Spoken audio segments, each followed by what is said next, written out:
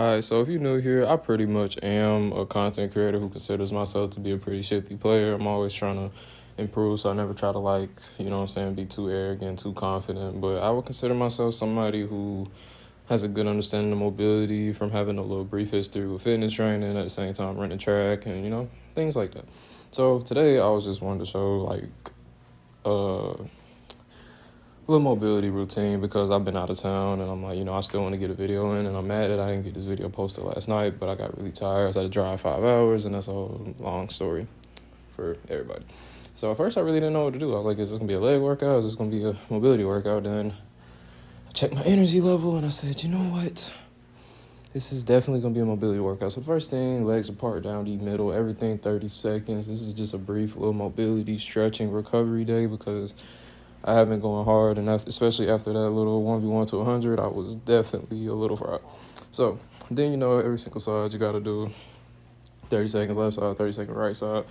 You know what I'm saying? Just learning how to stretch, just learning how to take care of our bodies, really getting them good, feel good chemicals from the brain, the endorphins and whatnot, you know what I'm saying, the accomplishment.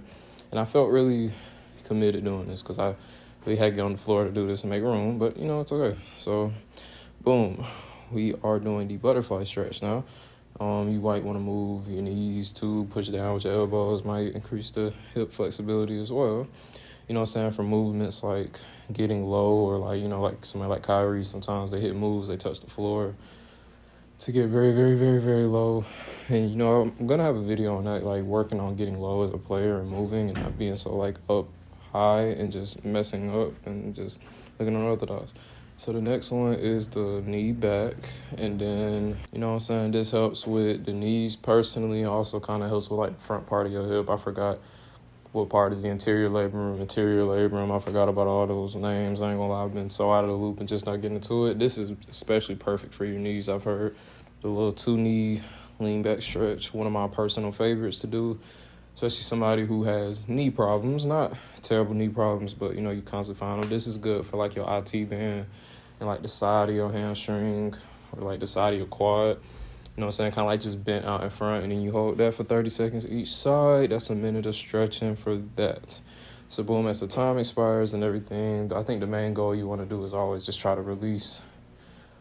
I think stretching is to release lactic acid if I remember correctly, and if I'm not slow, I just don't really be remembering. This is a little hip stretch. This opens up your hips, especially, that interior part of your hip.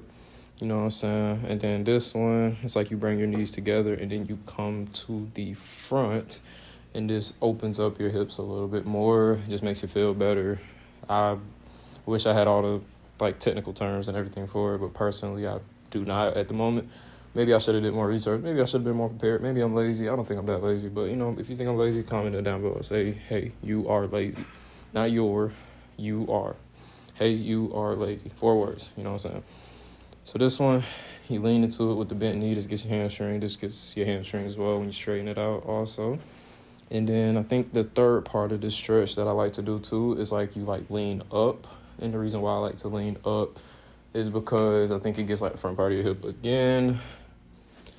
I really wish I had all the terms for everything. I feel like I'm just awkwardly yapping at the moment and I don't know what I'm talking about, but that's okay. So boom, you lean in again, other side. Once you don't have to lean, straighten it out. You really just want to try to get as much as your hamstring as you can. And personally, this isn't really a professional stretching routine, but I would consider it pretty legit. So this one, it's you go out to the side, you straighten your leg up. It's kind of like the butterfly stretch, except you're just emphasizing one side and you got your leg straight. So that's why I personally love this stretch. It makes me feel way better. And what we are doing, what I do know, this is static stretching. Static stretching should always be done after a workout, while dynamic should be done before the workout. And I don't care what nobody tells you, as a hooper, as an athlete, and just as a human being in general, stretching is going to be the crucial line between you getting injured and you being able to move better as an athlete, and honestly just overall better health. I feel like when you take care of your body more and more that you can, even after a playing career, you can still enjoy life. You can still work out in moderation for self-confidence. And so this right here is, I think this is a stretch primarily for your IT band, which is the side of the leg, I believe. I remember hearing that because I remember I had to go to rehab, and that was a fun experience, a fun time. So, boom, more stretching of that. 30-second holds in between each one. Just learning to have fun and hold that. What else could I say? It's cool if you look around at people while you also do it. It's another stretch you could do out of that, but I really didn't feel like doing it because really the time it was take for me to stretch. And this stretch right here, the Cobra stretch, I believe, get your core right. You know what I'm saying? It's always good to have those muscles because those muscles you usually use for everything, including walking. Your body has to stabilize or you'll hunch over. Great workout, especially if you're a runner. This is actually like a dynamic stretch. It's something you could do before a workout, to be honest with you. It's something that I would always do before my basketball workouts previously, and it's like a little side to side motion. It's something I've been needing to work on more is like actually working out before. I mean, it's like just warming up before, because I ain't gonna lie, I do not warm up anymore. I might do some squats, but my shooting around pretty much is my warm up. And I know one day that's going to mess me up or hurt me. And then another thing for your shoulders, when it comes to dribbling, when it comes to ball manipulation, anything, make sure your shoulders can move. So 30 seconds with these little stretches right here. Personally, some of my favorite stretches to do before an upper body workout or a lower body workout or just doing any type of movement with my arms involved. I'm tired. I just got done working out. That's why I'm talking the way I'm talking. And I'm kind of socially awkward. And I'm kind of, yeah. Anyways, then circles in the other direction. 30 seconds each one of these stretches. Personally, some of my favorite stretches to do. Being quite honest, really the goal is just movement, not really strict circles, because that's going to fry your shoulders, which could be good, you know, if that's your goal to do. But, you know, I've taught my parents a little bit, you know. They call it fraternizing with guests, talking, you know. I'm trying to figure out which one I'm going to do next. Then the next stretch I really decided to do is like these little ankle movements. One is like the foot is like slightly elevated off the ground, and you move it, you know what I'm saying, just really encouraging movement. And it's like a part of my tibialis, which is like the front part of your calf. That's like a little sore right now. That kind of helped me out a little bit. So I do that both sides, you know what I'm saying, 30 seconds each side is really the goal and what I was mainly trying to aim for, mainly trying to do. So shout out to the tibialis raise gang, you know, if you're around and listening. And then the last one, I did like some calf raise walks, you know what I'm saying, just trying to activate that, which I probably used something to do before a workout, but it just felt good to do.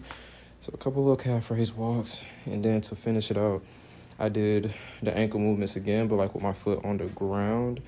And then that, I don't even think I timed. I just did it just as like a little feel good, to be honest with you. Still just talking to my parents, just trying to enjoy being out of town for a change, but still getting away from kind of the hustle culture as I make a video. So, you know, if you like the video, God bless, thank you for your time. Hopefully these stretches give you something to, you know, like or not like, you know. God bless, have a great day, life, whatever, and yeah.